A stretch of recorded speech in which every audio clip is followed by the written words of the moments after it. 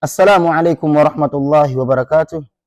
Ahbabi wa ikhwani fillah, uhayikum bitahiyati lislam, nakusalimuni kwa salamu ama kwa mamkuzi ya Kiislam ambayo tumeletewa na Bwana Mtume Muhammad sallallahu alaihi wasallam, nayo ni assalamu alaikum warahmatullahi wabarakatuh.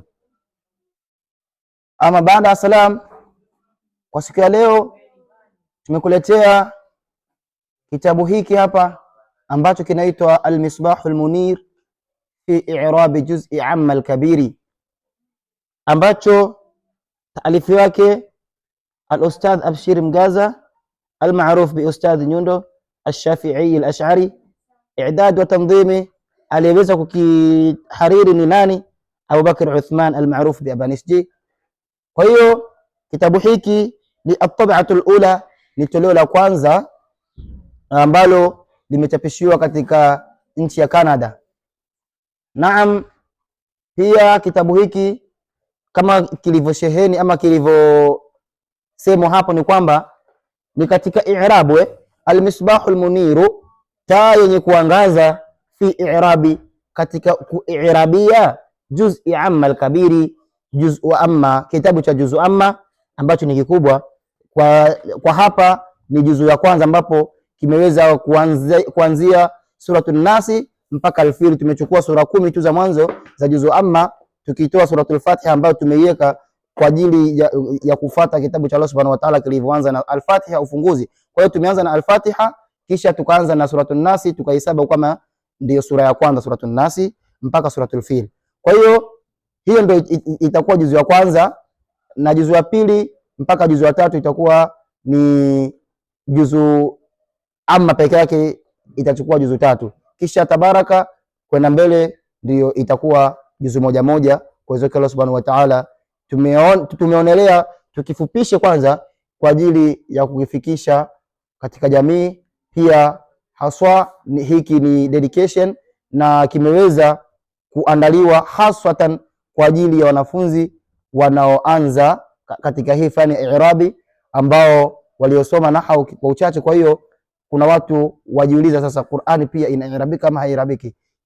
Jibu ni kwamba Qur'ani inairabika tena vizuri zaidi, kwa sababu anasema walaqad na'lamu innama annahum yaquluna innama yuallimuhu bashar.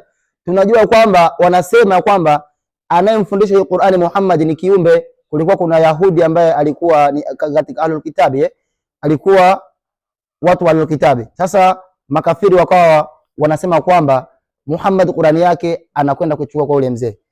Anasema lisanu alladhi yulhiduna ilayhi a'jamiyun wa hadha lisanun arabiyyun mubin, na ndimi ama na lugha ambaye wanayomwegemezea kwake ni ya Kiajemi, lakini hii Qur'ani ni lugha ya Kiarabu ikilichukua wazi kabisa. Kwa hiyo bila shaka Qur'ani inairabika, na tunakwenda kufanya kama hivi, na tutakuwa na vitabu vingi na vingi ambavyo uwezo Allah Subhanahu wa Ta'ala utakwenda kutoa kama vya tajwid na fani nyingine. Lakini kwa sasa ni fani i'rabi.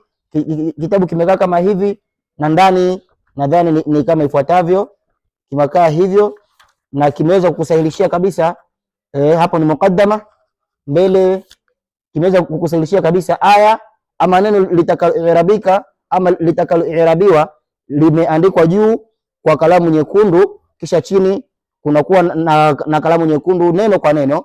Yani aya itakuwa juu hivi, kisha chini kutakuwa kuna neno. Kwa mfano a'udhu, hapa a'udhu billahi minash shaitani rajim, kisha hapa kuna a'udhu fi'l mudari'un marfu'un litajarrudihi minan nasb wal jazimi wa alamatu raf'ihi dhammatun dhahira, kisha wal fa'ilu dhamirun mustatir taqdiruhu ana, kisha billahi albau harfu jarrin ama harfu jarrin mabni ala al-kasri la mahalla min al-i'rabi, kisha Allah lafdhul jalalati, kama hivyo. Yani kimeukaa kwa muundo kama huo. Sura zote zilivyoandaliwa ni kama hivyo ifuatavyo.